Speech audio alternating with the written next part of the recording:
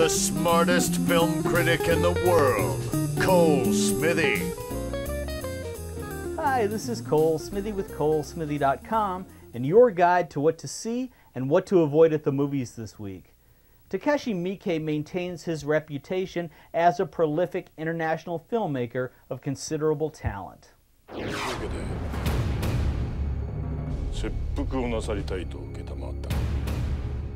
A 52-year-old director with 88 films to his credit, Miike is a bold-faced name on the international cinematic circuit with good reason. His confident sense of style and commanding use of composition, combined with a sophisticated taste on par with anything Eastwood, Lynch, Polanski, Scorsese, or Tarantino have put on the big screen. Miike's update of Masaki Kobayashi's black and white 1962 film Hara-Kiri never brushes a wrong note. The story's setup is the stuff of dramatic fascination. As with the unforgettable opening of Abel Ferrara's Ms. 45, the audience is instantly hooked. The setting is Japan's 17th century feudal Edo period, a peaceful era without much demand for samurai warriors. Hanshiru, an impoverished ronin, approaches his local samurai lord Kajiyu to request use of the House of Lee's courtyard in order to commit seppuku so he can have a warrior's finish to his dishonorable state.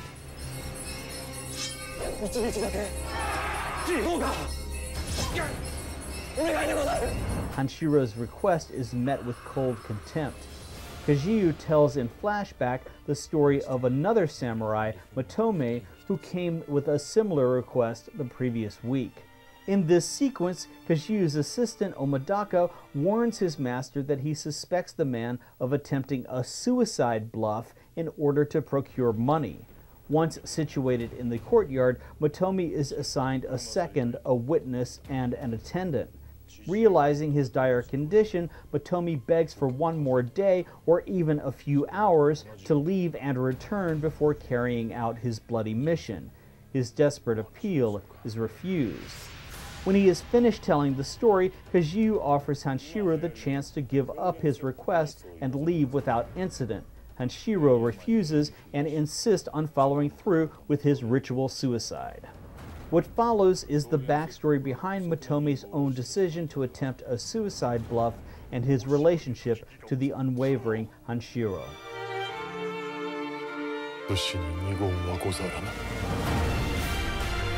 Hara-Kiri, Death of a Samurai is a stunner from start to finish. I give this exquisite example of Japanese cinema an A+. My name is David Siegel. My name is Jacqueline Siegel. I am the founder, CEO of the largest timeshare company in the world. There's quiet satisfaction in watching the financial collapse of the Florida billionaire self-professedly personally responsible for George W. Bush's illegal takeover of the White House in 2000. I'm a 43-year-old mother of 8. It took me a while to fall in love with him. Sadly, the schadenfreude is blunted by the knowledge that timeshare tycoon David Siegel's rapidly evaporating fortunes are tied directly to America's overall downfall. For the record, David Siegel was at one time the owner of the largest privately owned timeshare corporation in the world. Lauren Greenfield's well-crafted documentary is more compelling than its greedy subject seems to allow at first glance. Beginning a year before America's 2008 economic crisis, the movie opens with the 74-year-old Siegel sitting for a photo shoot with his 43-year-old trophy wife, Jacqueline, a former Miss Florida. The couple is busy planning and building the biggest home in America, a 90,000 square foot estate loosely modeled on the Palace of Versailles. Judging by the title, the filmmaker found her way into the Siegel's trust by promising a vanity piece about Jackie, whose college education as an engineer segued into a modeling career, a bad marriage, and finally into David Siegel's motherlode of wealth. We don't talk about financial problems. I guess I'll have to watch the movie to find out. Jackie spends her days as a compulsive shopper concerned with keeping up her looks. Jackie guides the film as its unreliable narrator beside David, whose increasingly sour disposition eventually settles into an abyss of cynicism. Everything about David and Jackie screams white trash on steroids.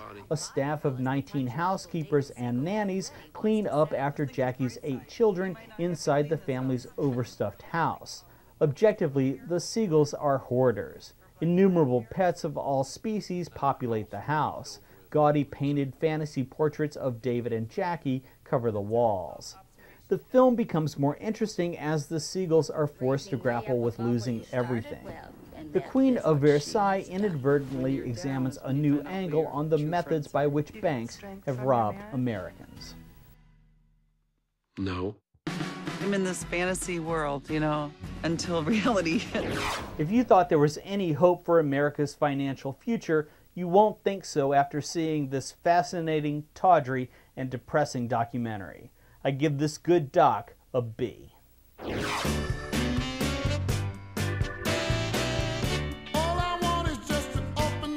Marginally enhanced by the presence of a few experienced actors, Jennifer Tilly, Paz de la Huerta, and Lee Pace, writer-director Alexis Lloyd's Manhattan-set Sexual Rondelay is a shoddy feature debut.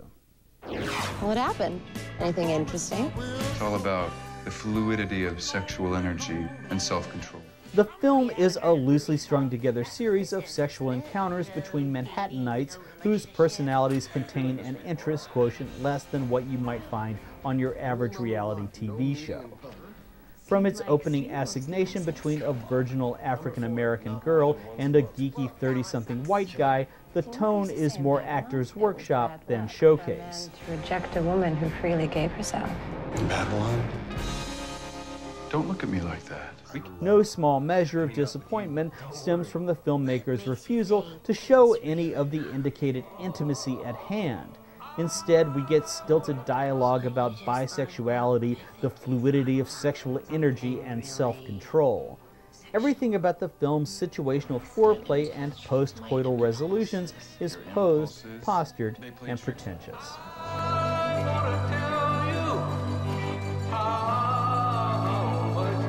You might think that there would be a modicum of entertainment value in seeing semi-nude young actors showing off for the camera, but you'd be wrong. I give this dreadful would-be sex romp a D.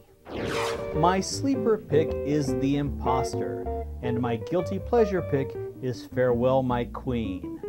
My must-have DVDs are The Deep Blue Sea from Music Box Films, Jean Gramillon During the Occupation from the Criterion Collection, and Silent House from Universal Studios. And I got a fair idea of the kind of personal emotions that some of you fellas may be thinking. The full title for Stanley Kubrick's magnificent political satire, Dr. Strangelove, or How I Learned to Stop Worrying and Love the Bomb, expresses the gleefully suicidal tendency of a nuclear arms race that has since far eclipsed the two-country showdown of Kubrick's 1964 picture.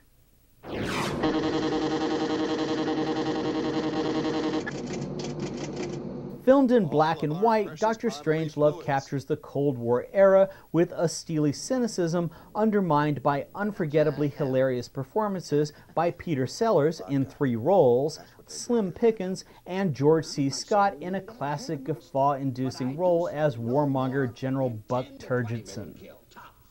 Co-written by Kubrick with Terry Southern and Peter George, the story is limited to 3 locations.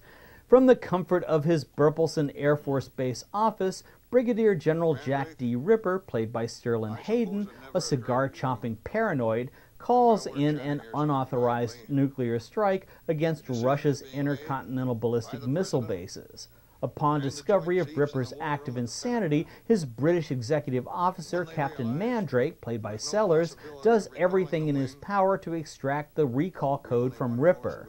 The darkly comic dialogue between the men is priceless. General Ripper is obsessed with an idea that the commies have been putting fluoride in America's drinking water to dilute the purity and essence of our natural fluids. Ripper's penile and testicular obsessions know no bounds. Major T.J. King Kong, played by Slim Pickens, pilots one of America's constantly circling B-52 bombers in the airspace adjacent to Russia. Kubrick's intentionally artificial rendering of the model plane flying over a snow-covered Russia adds to the film's tongue-in-cheek attitude. Kubrick's intentionally artificial rendering of the model plane flying over a snow-covered Russia adds to the film's tongue-in-cheek attitude. It takes a few minutes for the cowboy-styled Major Kong to become convinced of the veracity of General Ripper's impossibly grave order. He dutifully locks in the mission with a bombastic display of idiotic patriotism, promising promotions and medals to all of his crew. Kong might have a slow fuse, but once lit, it burns brighter and hotter until the end. Kubrick's iconic set for the War Room, where United States President Muffley, played by Sellers, and his advisors chew over the dire situation, is a marvel of minimalist inspiration. 31 government officials sit around a giant table lit by a low-hanging fluorescent light fixture that leaves a circle of darkness in the center. Giant maps tilt in the background showing Russia with its nuclear targets and the approaching trajectory of U.S. bombers. Dr. Strangelove pokes fun at the idea of mutually assured annihilation and the dubious concept of nuclear deterrence. President Muffley's telephone conversation with Russian Premier Dmitry is hilarious for the fey tone Sellers uses to alert the distraught politician of his country's imminent destruction. I'll tell you what he did. He ordered his planes to attack your country. Insanity is bipartisan. Russia's doomsday device ensures that there will be no survivors in spite of German military strategist Dr. Strangelove's improvised plan to stock bomb shelters with a 10-to-1 ratio of women to men. Thanks for watching, and visit ColeSmithy.com for more.